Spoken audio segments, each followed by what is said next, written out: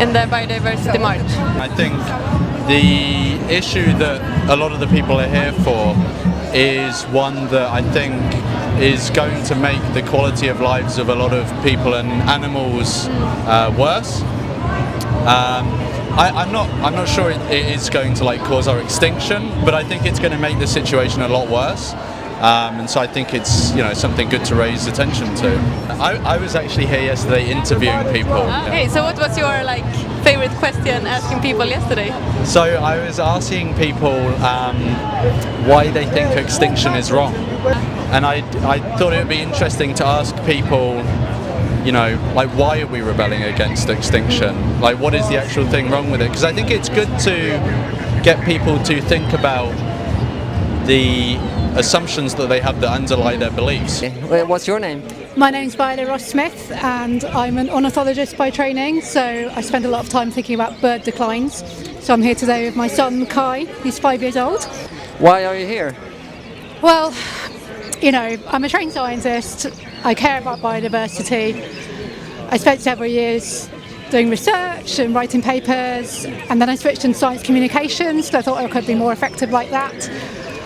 And the message just still isn't getting through. I mean, I'm constantly putting out press releases about population declines, and it's just getting worse and worse and worse.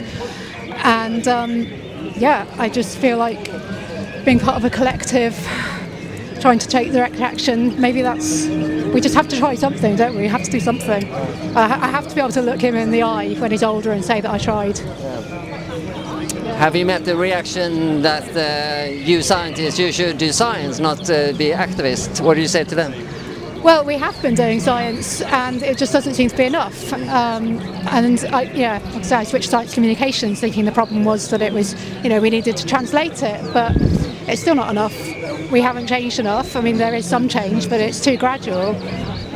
We need to do more. So, yeah, we're just trying. Can you give an example in your research where you have found evidence or signs of the climate crisis? Well, at the British Trust for Ornithology where I work, we do a lot of research on the effect of climate change on birds. We've shown all sorts of things to do with species changing their ranges, so moving north as the climate warms.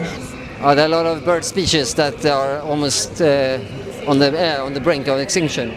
There are plenty of bird species that are on the brink of extinction for a variety of reasons. Some to do with climate change, often compounded by habitat loss. A big story in the last year or so has been bird flu, obviously not just here, all around Europe and increasingly all around the globe.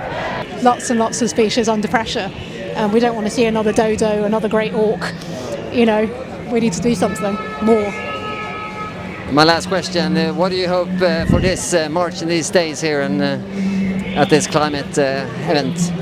I hope the message is going to cut through more to wider society and we get more people demanding change, making changes themselves as well, but actually, putting enough pressure on the government that there will be changes to legislation maybe the corporations will make more changes as well, and maybe we'll get some meaningful progress and have some more hope at the end of it all. So why are you joining this Biodiversity March today? Because the climate crisis is getting out of control and we can't stay silent, and that we need to have some sort of communication with the government who aren't listening to us. So we might as well make the biggest statement we physically can.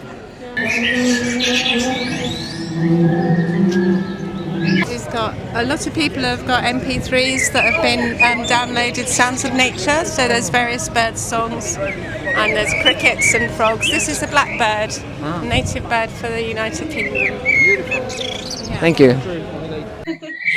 So why are you walking here in this Biodiversity March today? I wanted to help to teach my son more about the problems which are coming and to try to make sure he's educated from me, because it's my responsibility as a parent to make sure that there's still a planet for him when he's older in the future. Who are you and what kind of science do you do? Yeah, I'm Dr. Aaron Cheery. I'm an ecologist by training. and yeah, I've done work in the Arctic, and I've worked in Finland and things as well, looking at the way in which climate change is impacting ecosystems up there. And what kind of signs have you seen in your research on the climate crisis we're in? They're everywhere. Yeah, I mean the ecosystems up, particularly in the Arctic, are just changing so rapidly, and you know, what we're seeing is, you know, the ice is melting. You know, we're seeing changes in ecosystem structures and everything, and that's then having huge implications then for, you know, the future of how those ecosystems respond. Affects, for example, carbon emissions, which affect the whole globe. So they ultimately, because the soils in the far north are thawing out, they're breaking down, and we're seeing that the release of greenhouse gas emissions from those soils, which then accelerates global warming. So because of those changes that are already happening very rapidly, you know, climate change is getting worse faster. People haven't heard or seen so much about this issue might say, oh, we here in the north, it's not too bad with a few degrees warmer. But it is, right, because... And why? Well, for lots of reasons. I mean, you know, as it gets warmer, the ice starts to melt. As the ice melts, you know, you start to have the sea levels rising, and that then floods cities all around the world. You know, those cities you know, are ports. You know, that's where all the grain is shipped between cities. If those ports start getting flooded on a regular basis, it disrupts the whole world food chain. You know, that's the kind of thing we're talking about. Everybody can get affected by that. And is it right to say that the globe, the ecosystems are quite fragile sometimes, that it's enough with a small change that can have lots of different effects? Well, I would say that the thing is that it isn't a small change. They're really massive changes that we're causing to the world. And so, you know, the natural systems might be able to withstand a small change, but not the huge blow that we're giving to them.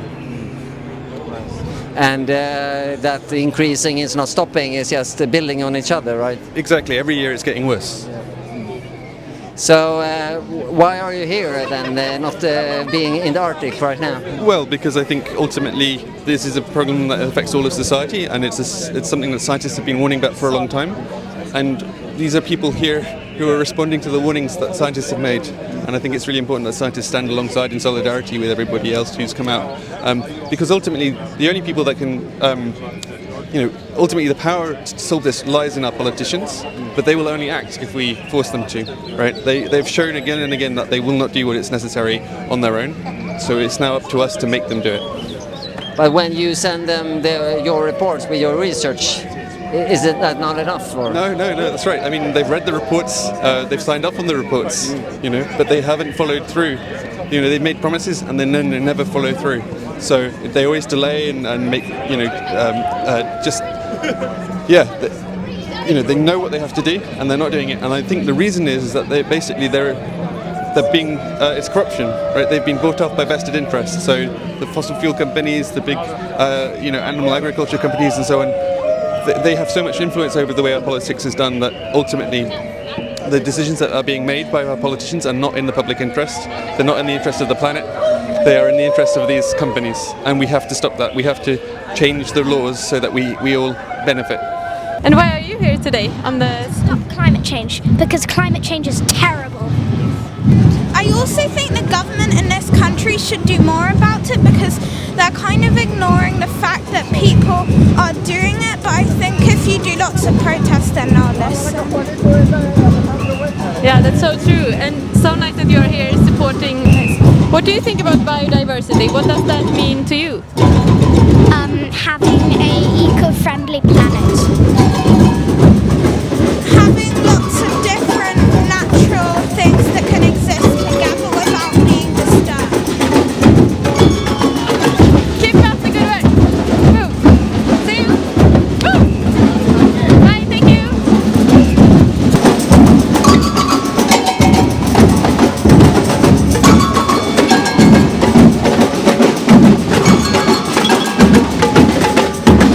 I'm Jose. I am from Ecuador, and yeah, I'm working here in the UK. Yeah. And do you know what is happening here?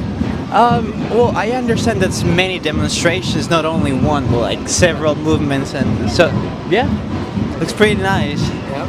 Is the climate crisis something that you think about and perhaps worry about?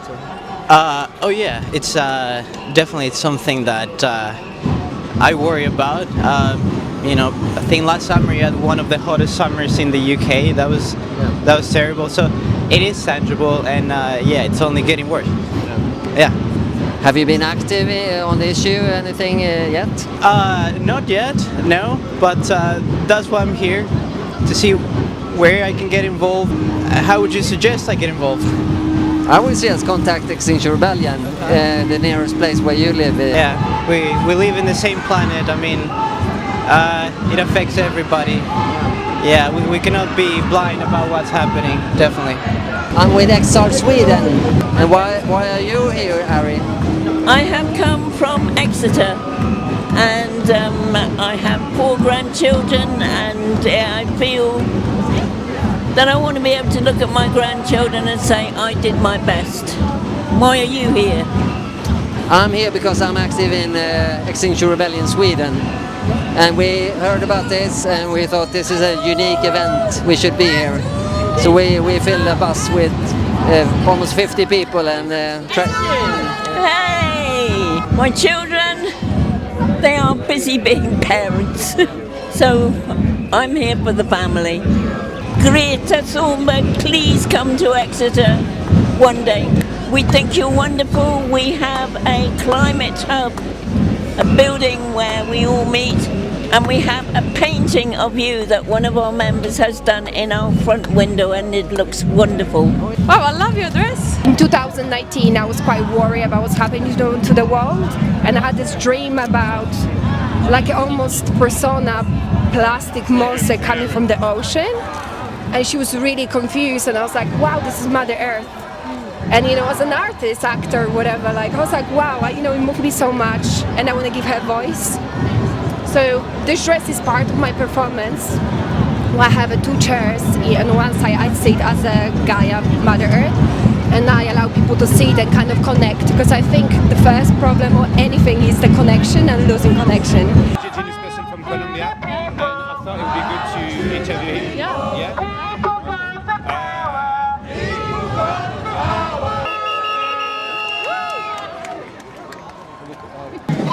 I come from the second most biodiverse country in the world, Colombia, and instead of being a privilege for us in this capitalistic system where we live now, which consists in exploiting the Mother Earth, exploiting those resources, for us is not at all a privilege, but